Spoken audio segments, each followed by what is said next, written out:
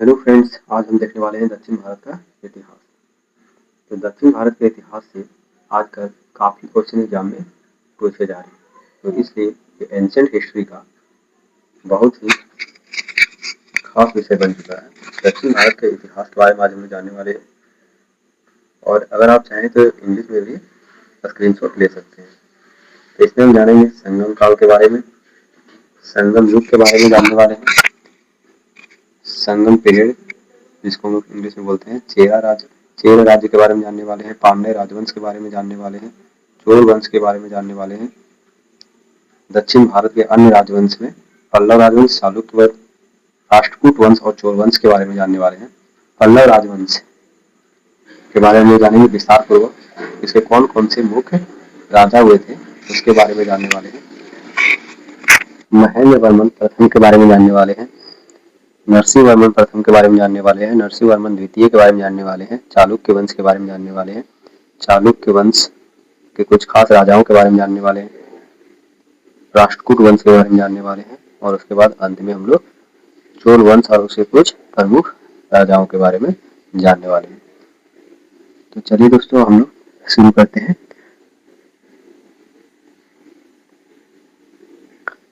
तो हम लोग का शुरुआत करते हैं हम लोग दक्षिण भारत के इतिहास से।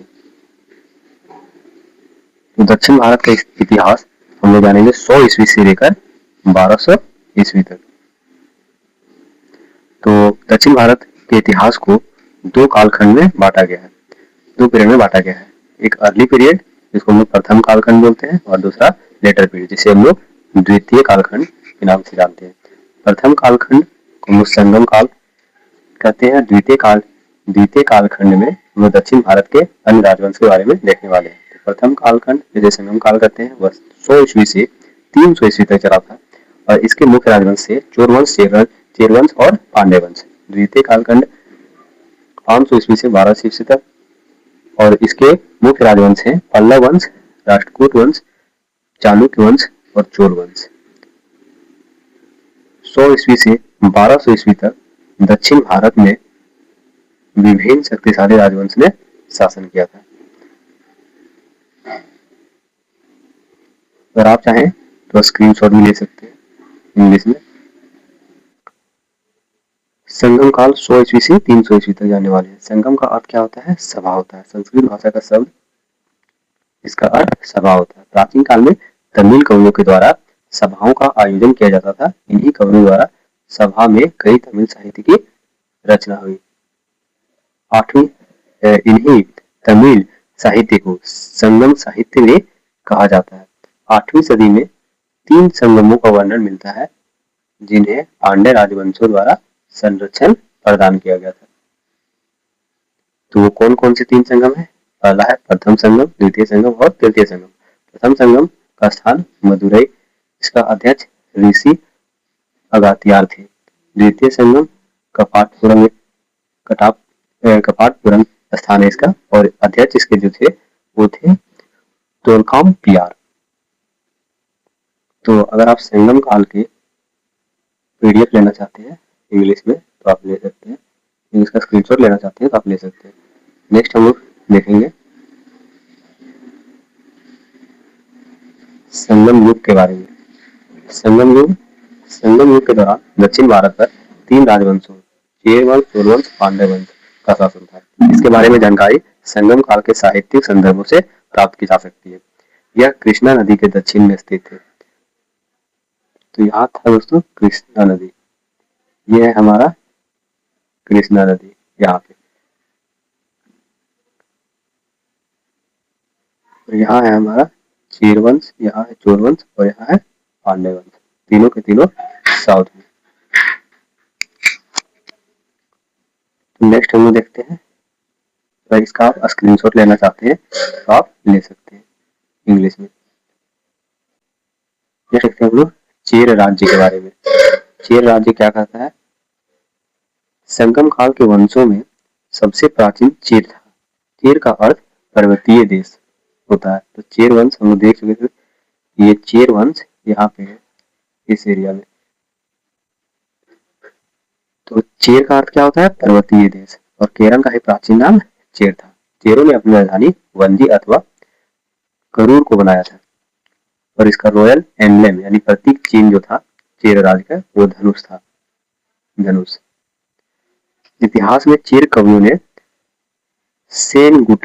सेनगुटवन जिसे लाल चेर के नाम से भी जाना जाता है उसे सबसे महान चेर राजा बताया है। तो चेर वंश का सबसे महान राजा कौन थे? सेनगुटवन जो थे वो चेर कवियों ने सेनगुटवन को ही सबसे बड़ा राजा माना था चेर वंश का। तो सेनगुटवन के बारे में कुछ जानते हैं। इसने क्या किया था कि कंजी पूजा यानी पत्नी पूजा की शुरुआत की थी। और आदि के मान कौन थे? तो आदि के मान दक्षिण भारत में गाने की खेती की शुरुआत की थी। गन्ने नहीं, गाने की खेती। यहाँ खेती का मतलब वो खेती नहीं है जिसमें हम लोग बीज बाते हैं और फसल उगाते हैं। यहाँ गाने की खेती की बात हो रही है।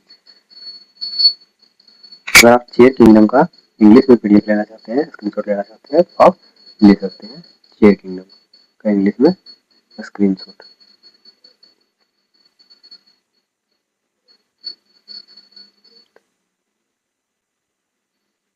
पांड्य राजवंश नेक्स्ट देखेंगे दोस्तों हम लोग पांड्य राजवंश के बारे में। पांडु वंश की प्रथम जानकारी मेगस्थनीज की पुस्तक इंडिका से मिलती है। तो कहाँ से मिलती है हम लोग पांड्य राजवंश की जानकारी? तो इंडिका पुस्तक जो थी मेगस्थनीज की पुस्तक उससे मिलती है। पांड्य राजाओं ने 3 संगमों का आयोजन किया था। 3 संगमों का आयोजन किया था पांड्य राजाओं ने। पांड्य वंश मातृ सत्तात्मक थे यानी कि उनको जो भी राजगद्दी प्राप्त होता था उनको माता से मिलते थे। राजधानी इसकी मदुरई थी। पांड्य राजवंश की पांड्य किंगडम की जो राजधानी थी वो मदुरई थी। प्रतीक चिन्ह यानी कि रॉयल एम्बलम जो था पांड्य राजवंश का वो क्या था? तो मदुरई था। प्रतीक चिन्ह मछली थी। मदुरई तो उनका राजधानी थी पांड्य राजवंश की और प्रतीक चिन्ह जो रॉयल एम्बलम था पांड्य राजवंश का वो मछली था। नेक्स्ट देखेंगे इसमें सबसे प्रसिद्ध शासक जो थे पांड्य राजवंश का वो कौन थे? तो नेगेडियोन थे। नोडियोन थे और इसी ने समुद्र पूजा की शुरुआत की थी। नोडियोन इसका प्रसिद्ध शासक थे और इसी ने समुद्र पूजा की शुरुआत की थी। आगे चलकर 5वीं शताब्दी के बाद पांड्यों की शक्ति छीन हो गई और यह राज्य समाप्त हो गया। तो हम यहाँ देख सकते हैं पांड्य राजवंश कहाँ था? तो ये पांड्य राजवंश, इसका राजधानी मदुरई यहाँ नीचे में है। और संगम, प्रथम संगम, द्वितीय संगम और तृतीय संगम, 3 संगम थे। जैसे कि हम लोग देखे थे पांड्य राज्यों में 3 संगमों का आयोजन किया था। यही वो 3 संगम है जिसका स्थान प्रथम संगम का मदुरई, द्वितीय संगम का कपाटपुरम और तृतीय संगम का मदुरा। ये सब का अध्यक्ष कौन थे? तो ऋषि अगत्यार थे प्रथम संगम का। तोरकापियार अध्यक्ष थे द्वितीय संगम का। और यहाँ पे देख सकते हैं नक्कीरार जो थे तृतीय संगम का अध्यक्ष थे। तो संगम कालीन साहित्य तोल्कापियम जो थे तोल्कापियार साहित्य का लेखक थे। और शिल्पाधिकारम इंगालो अडिगल का लेखक थे। यहाँ एक नोट करने वाली बात है कि तमिलों के प्रमुख देवता मुरुगन थे। ये देखिए मुरुगन तमिलों का प्रमुख देवता थे।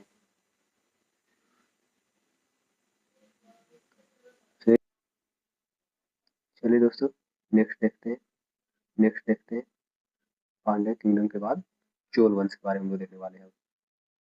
बहुत ही बड़ा वंश था ये चोल वंश। चलिए देखते हैं चोल वंश के बारे में। तो हमारा जो चोल वंश दक्षिण भारत में चोल वंश बहुत प्रसिद्ध था। दक्षिण भारत में यहाँ देख सकते हैं चोल वंश था यहाँ पे थे। और चोल वंश का इतिहास 3वीं शताब्दी में देखने को मिलता है। 3वीं शताब्दी में चोल वंश का इतिहास हमें देखने को मिलता है। बाद में पांड्य शक्ति के कारण इनका पतन हो गया था। पांड्यों ने इनका पतन कर दिया था हरा करके चोल वंश के राजाओं को। और 9वीं शताब्दी में फिर से चोल वंश का उदय होता है। तो पहले 3वीं शताब्दी में चोल वंश का उदय होता है जो कि समाप्त हो जाता है। पांड्यों ने इसका शक्ति छीन कर दिया था और उसके बाद फिर से 9वीं शताब्दी में ये उदय होता है। उसके बाद 400 से 500 साल ये टिकता है। 13वीं शताब्दी में फिर से इसका पतन होता है चोल वंश का। बहुत बड़े-बड़े इंपॉर्टेंट रूलर हुए थे इस वंश से। तो चोल वंश के बारे में प्रथम जानकारी हमें कहाँ से मिलती है? पाणिनि की रचना अष्टध्यायी से मिलती है। पाणिनि की रचना अष्टध्यायी से मिलती है। नेक्स्ट चोलों ने मंतूर, उरेयूर और तंजाउर को अपनी राजधानी बनाया था। चोलों ने मानतूर, उरेयूर और तंजाउर को अपनी राजधानी बनाया था। चोलों की राजधानी के बारे में देखेंगे। चोलों की जो राजधानी थी वो कौन कौन सी थी, हम लोग देखे थे, मानतूर, उरेयूर और तंजाउर। मानतूर, उरेयूर और तंजाउर। नेक्स्ट हम लोग देखने वाले हैं इसका प्रतीक चिन्ह। इसका प्रतीक चिन्ह क्या था, चोरवंशों का ये बाघ था चोरवंश का प्रमुख। और मछली किसका प्रमुख चिन्ह था, रॉयल इंडियन था। किस वंश का, तो पांड्या वंश का। चोरवंश का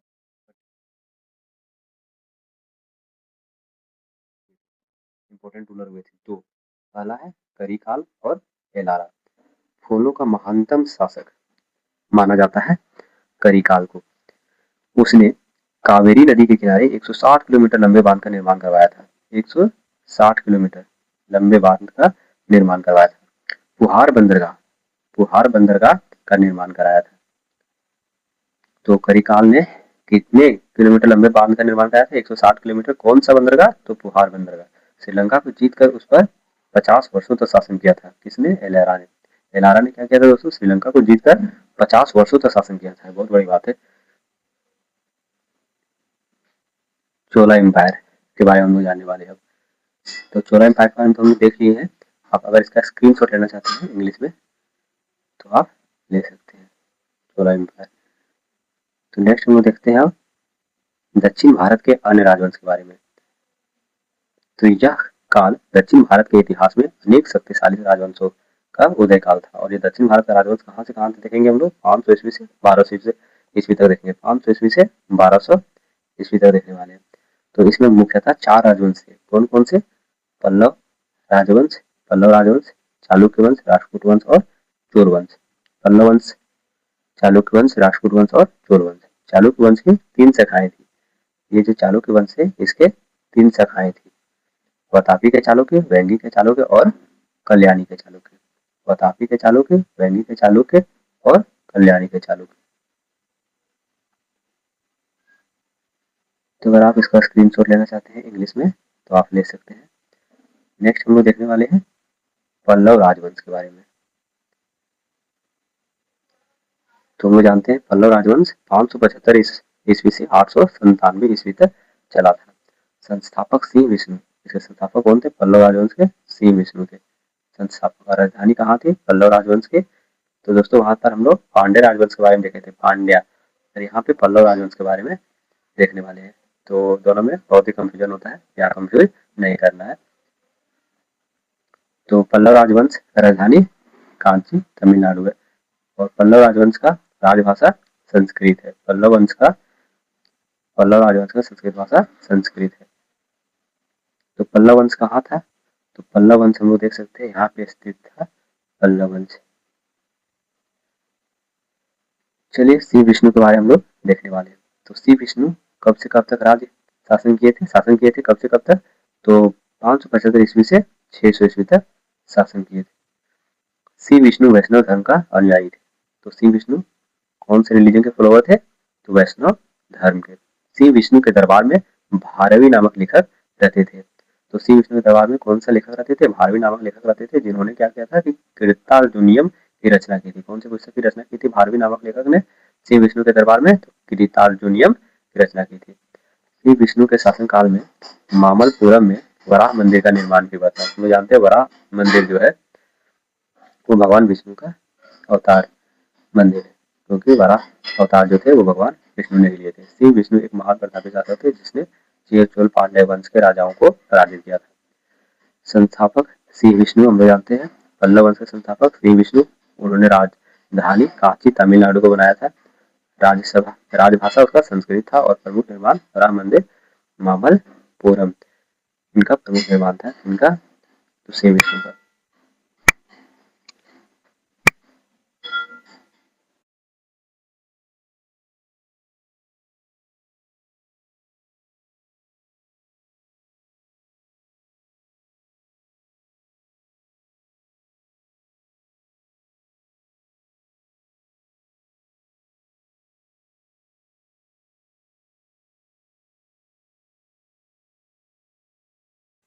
चलिए दोस्तों, नेक्स्ट देखते हैं हम लोग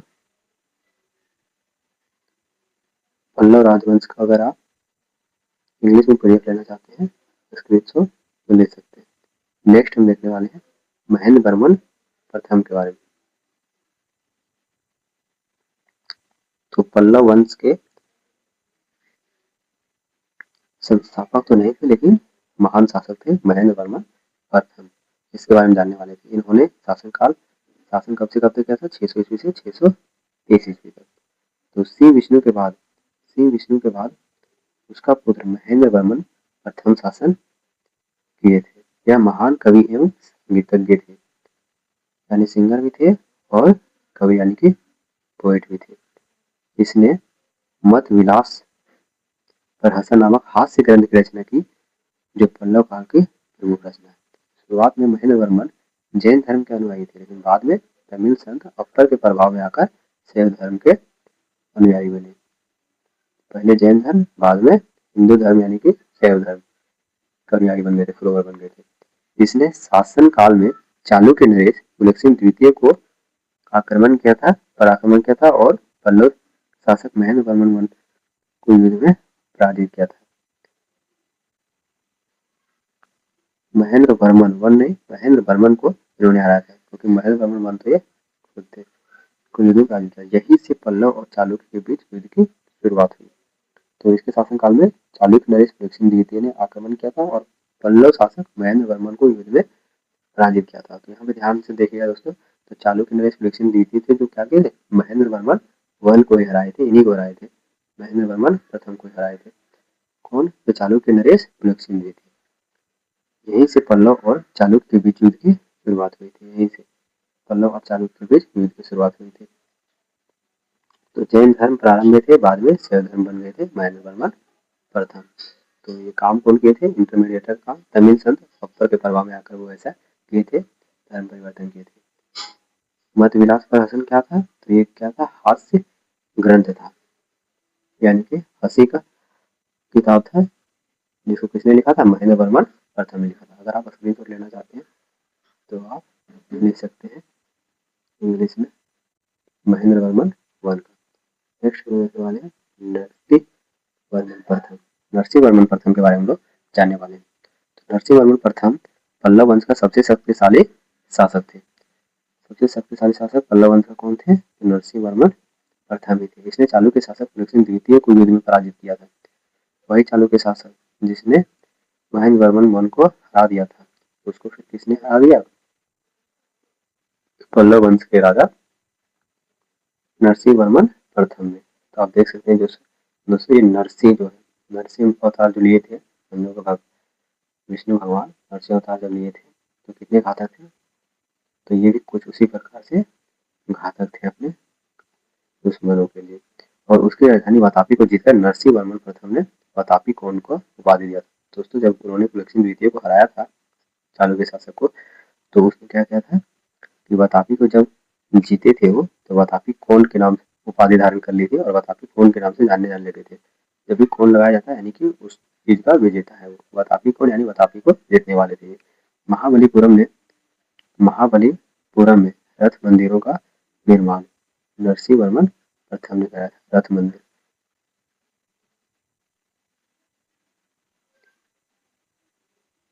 चालुक्य शासक पुलकेशिन द्वितीय वर्सेस नरसिंह वर्मन प्रथम में कौन जीते थे? नरसिंह वर्मन प्रथम ने चालुक्य वंश के राजा पुलकेशिन द्वितीय, जिसने महेंद्र वर्मन वन को हराया था, उसे हरा दिए थे। और वातापी को जीतने के बाद उन्होंने कौन सा उपाधि धारण किया था? वातापी कौंड। तो देखिए दोस्तों, इसे काल दिया है 630 ईस्वी से 668 ईस्वी तक टाइम पीरियड दिया नरसिंह वर्मन प्रथम का रीन का, यानी कि शासनकाल का। इसका मुख्य राजधानी मुख्य जानकारी के बारे में जानेंगे। इसका वंश पल्लव वंश था नरसिंह वर्मन प्रथम का।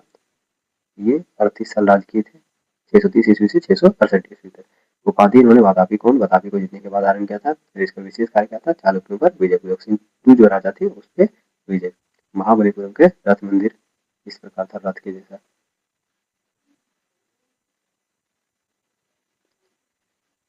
अगर आप स्क्रीनशॉट लेना चाहते हैं दोस्तों नरसिंह वर्मन वन का, तो आप ले सकते हैं इंग्लिश में। नेक्स्ट हम लोग देखते हैं नरसिंहवर्मन द्वितीय के बारे में।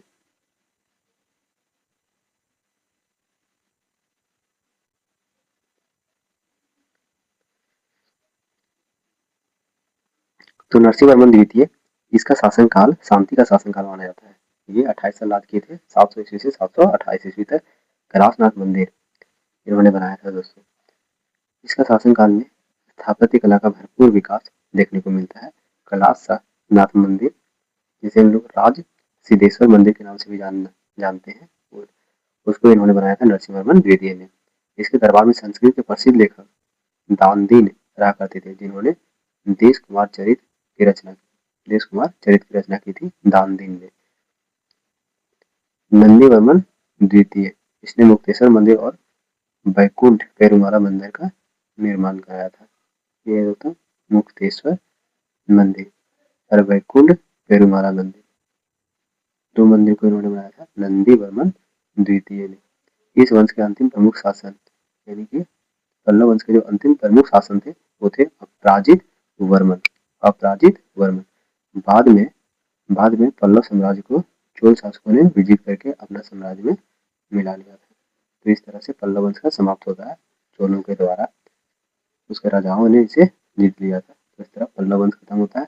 और अगर हम लोग इसका स्क्रीनशॉट लेना चाहें इंग्लिश में तो ले सकते हैं, आप लेना चाहें तो ले सकते हैं। सॉरी दोस्तों, इसका स्क्रीनशॉट नहीं ले सकते क्योंकि इंग्लिश में इसका हमने इसमें अपलोड नहीं कर पाया है। पल्लव किंगडम खत्म हो गया था, महेंद्र वर्मन वन, नरसिंहवर्मन प्रथम खत्म हो गया था, नरसिंहवर्मन द्वितीय भी खत्म हो गया था। अब चालुक्य वंश के बारे में जानने वाले हैं। चालुक्य वंश,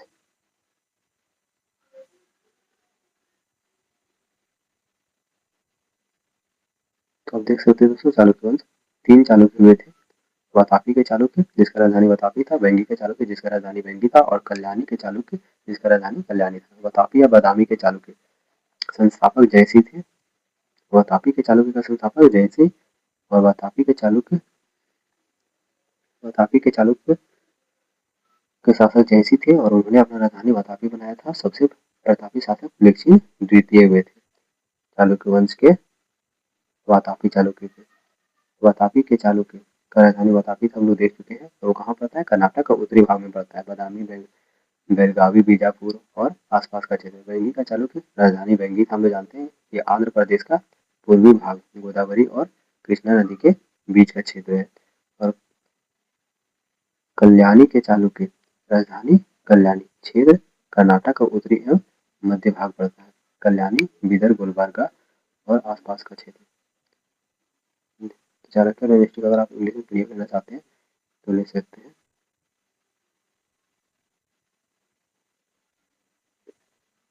नेक्स्ट हम लोग देखते हैं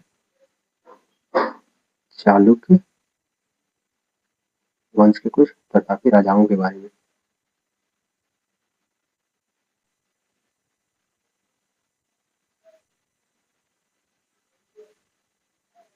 यहाँ पे दोस्तों हम देख सकते हैं क्लियर पीडीएफ नहीं आ रहा हिंदी में, हम इंग्लिश में जाने का कोशिश करेंगे अब इसका। तो वो देख सकते हैं इसका स्पेशल अचीवमेंट्स के बारे में देखेंगे। Pulakeshin II was the most powerful ruler of the Chalukya. तो चालुक्य का सबसे इम्पोर्टेंट पावरफुल रूलर कौन थे? तो पुलकेशिन II थे। ही अचीव्ड ग्रेट मिलिट्री विक्ट्री, और सैन्य बल में महारत हासिल थी। ही डिफीटेड हर्ष ऑफ कन्नौज। तो इन्होंने क्या किया था दोस्तों कि कन्नौज के हर्ष को हरा दिया था। और कन्नौज के हर्ष कौन थे? तो वो बहुत पावरफुल राजा थे और वो साउथ की तरफ बढ़ रहे थे, लेकिन नर्मदा रिवर पे ही उन्होंने रोक दिया था पुलकेशिन II ने। पुलकेशिन II कौन थे? तो बहुत ही पावरफुल रूलर थे चालुक्य डायनेस्टी के। ही बिल्ट मेनी टेम्पल्स, उन्होंने बहुत सारे टेम्पल्स, टैंक्स और व्हील अपने स्टाइल में बनाए थे दोस्तों, अपने स्टाइल ऑफ आर्किटेक्चर में, स्टाइल ऑफ चालुक्य आर्किटेक्चर।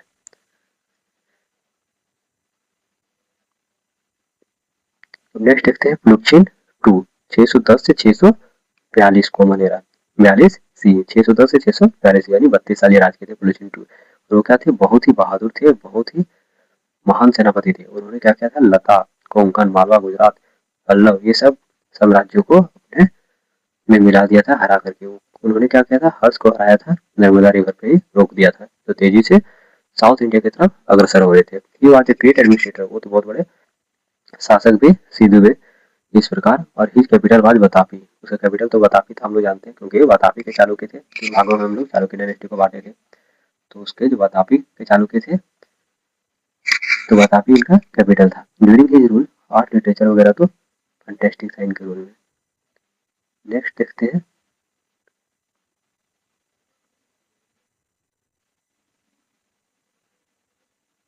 यहाँ देखते हैं चालुक्य डायनेस्टी का खात्मा कैसे हुआ था। उनका पावर धीरे धीरे खत्म होने लगा, चालुक्य का समाप्त होने लगा, और बाद में राष्ट्रकूटा ने रूल किया था, फिर इसका पावर कम हो गया था, तो and the place of the Rashtrakuta was taken by the western Chalukya, और वेस्टर्न चालुक्य के द्वारा राष्ट्रकूटा का जगह लिया गया था बाद में। चलिए नेक्स्ट देखते हैं हम लोग, कल्याणी के चालुक्य के बारे में जानेंगे।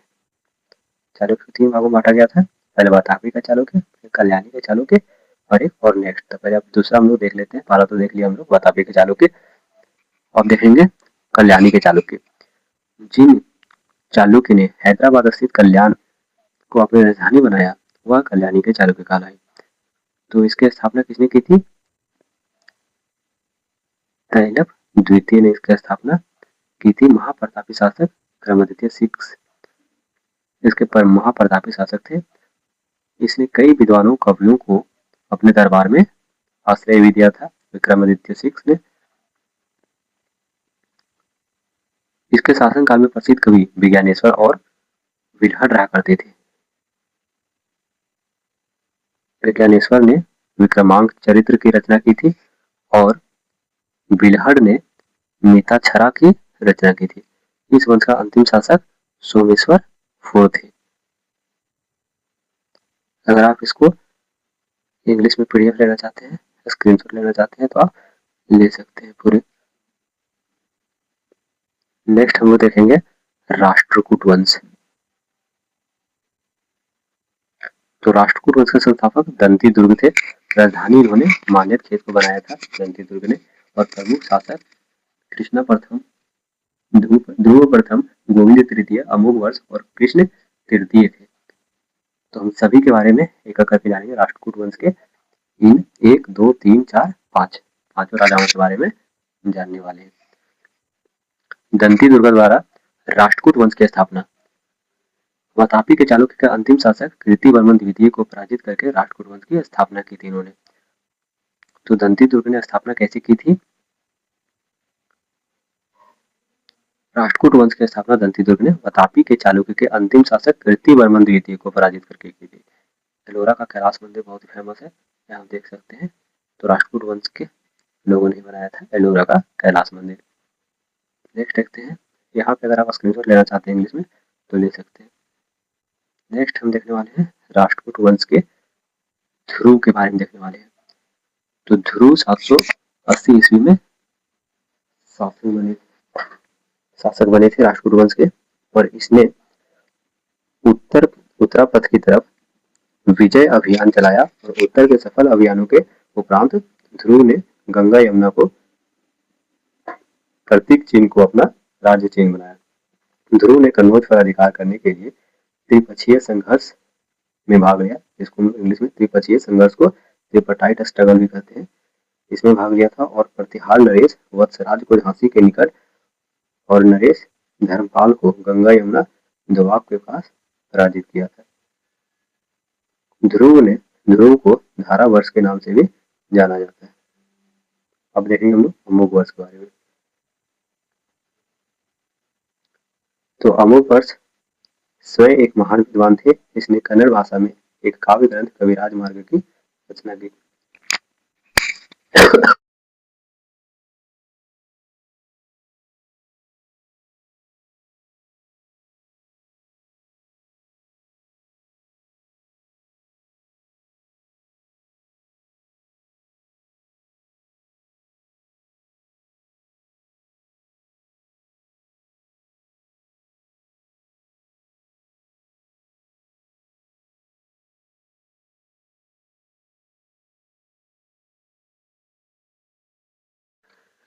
नेक्स्ट हम देखने वाले हैं, इसका स्क्रीनशॉट अगर आप लेना चाहते हैं ध्रुव का और अमोघ वर्ष का तो आप ले सकते हैं। नेक्स्ट हम देखने वाले हैं राजेंद्र प्रथम यानी चोल वंश के राजा थे। तो इससे पहले राजेंद्र प्रथम जो कि चोल वंश के शासक थे, तो हम लोग इसके पहले चोल वंश के बारे में जान लेंगे, उसके बाद देखेंगे चोल वंश के राजा के बारे में।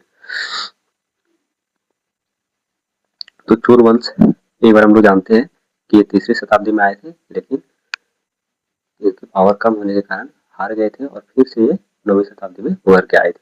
तो चोल वंश 3री शताब्दी में चोल वंश के पतन के बाद 9वीं शताब्दी के आसपास चोल साम्राज्य का फिर से उदय हुआ था।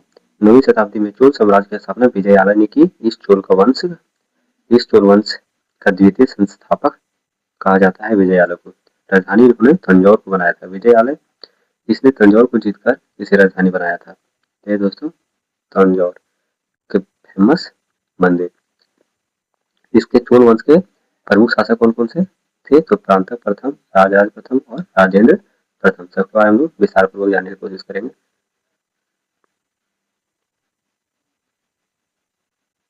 यहाँ पे हम लोग देखेंगे विजयालय। इसने तंजौर को जीतकर इसे राजधानी बनाया था और इसके बाद आदित्य प्रथम का पुत्र प्रांतक प्रथम चोल साम्राज्य का अगला शासक हुए थे। तो आप इंग्लिश में अगर स्क्रीनशॉट लेना चाहते हैं तो ले सकते हैं चोल डायनेस्टी का। तो हम लोग तीनों राजाओं के बारे में देखेंगे, इंपॉर्टेंट राजाओं के बारे में चोल वंश के।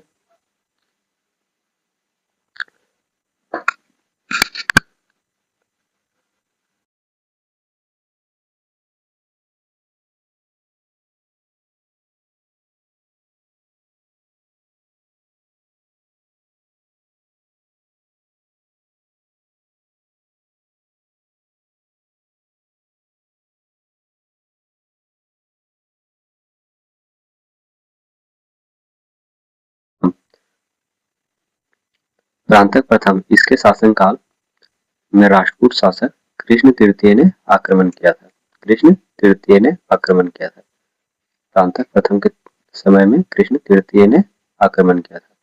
इतिहास में इसे युद्ध को तलकोलम का युद्ध कहा गया है। इतिहास में इस युद्ध को तलकोलम का युद्ध कहा गया है। जब प्रांतक प्रथम पे वार किए थे कृष्ण तृतीय ने, इसमें चोलों की हार हो गई थी। प्रांतक प्रथम जो कि चोल वंश के राजा थे, लेकिन हार हो गई थी इनकी। इस युद्ध में प्रांतक का बड़ा पुत्र भी राजदित्य भी मारा गया था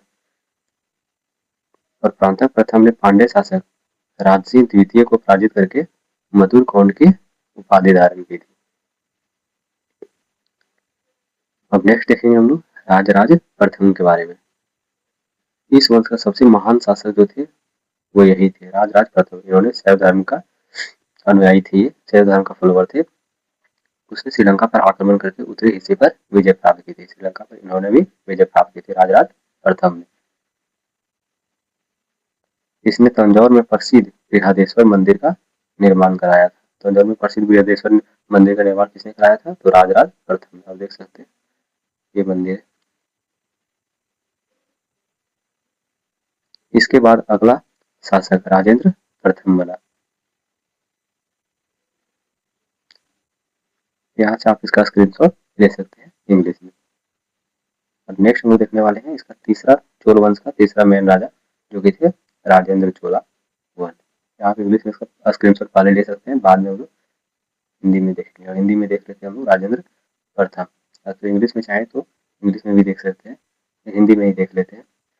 चोल राज्य का सर्वाधिक विस्तार राजेंद्र प्रथम के समय पर हुआ था। चोल राज्य का सर्वाधिक विस्तार जो है वो राजेंद्र प्रथम के समय पर ही हुआ था। इसमें संपूर्ण लंका को जीतकर अपने राज्य में मिला लिया था राजेंद्र प्रथम ने। इसने गंगाईकोंडा चोलापुरम को चोलों की राजधानी बनाया। चोलों की राजधानी राजेंद्र प्रथम ने गंगाईकोंडा चोलापुरम को बनाया था। उसने सुमात्रा पर आक्रमण किया। सुमात्रा आइलैंड जो है, सुमात्रा आइलैंड पर आक्रमण किया था। वहां के शासक शैलेंद्र को पराजित कर दिया था राजेंद्र प्रथम ने।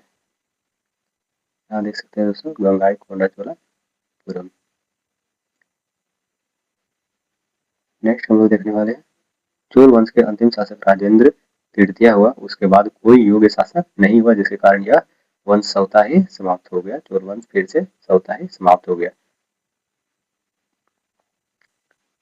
चोल वंश हम लोग जानते हैं 3री शताब्दी में उभरने के बाद समाप्त होने के बाद फिर से 9वीं शताब्दी में उभर के आया था, तो 850 से 1279 ईस्वी तक। नेक्स्ट देखते हैं इनके महत्वपूर्ण तथ्य। चोल वंश में भगवान विष्णु के उपासक को अलवार कहते थे और शिव के उपासक को नैनार कहते थे, यानी कि विष्णु भगवान के फॉलोवर को, विष्णु भगवान के भक्त को अलवार कहते थे और शिव भगवान के उपासक को, फॉलोवर को नैनार कहते थे। तो यहाँ पे समझने वाली बात है। हम लोग जानते हैं नारायण भगवान विष्णु भगवान को बोला जाता है, विष्णु भगवान नारायण भगवान के अवतार थे, लेकिन फिर भी विष्णु भगवान के अवतार को यहाँ अलवार बोला जाता है और शिव भगवान के फॉलोवर को नैनार बोला जाता है। उल्टा यहाँ पे है, समझने वाली बात है या ध्यान देने वाली बात है। नेक्स्ट हम लोग देखते हैं, चोल काल में सोने के सिक्कों को कांसु कहा जाता था। कांसु कहा जाता था चोल वंश के सोने के सिक्कों को। चोल वंश के अधिकतम शासन से धर्म के अनुयायी थे, शिव धर्म के। चोल वंश के अधिकतम शासन से शिव वंश के अनुयायी थे दोस्तों। तो इसी के साथ हमारा खत्म हो जाता है पूरा चैप्टर।